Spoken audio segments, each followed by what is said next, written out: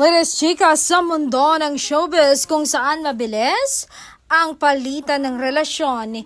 Isang ehemplo ang tunay na walang hanggang pag-ibig ang ipinapakita ng matini idol na si Donnie Pangilinan, muling naging sentro ng paghanga sa social media ang aktor dahil sa kanyang pambihirang loyalty sa kanyang girlfriend na si Bel Mariano. Sa kabila ng kanyang kakisigan, karisma at yaman na pwedeng makahatak ng bagong kapareha, pinili ni Donnie na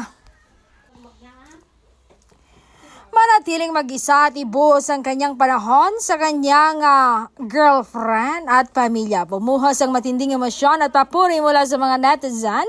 Marami nagsasabi na sana lahat ng lalaki ay katulad ni Donnie Pangilinan na marunong tumupad sa pangakong hanggang sa kamatayan.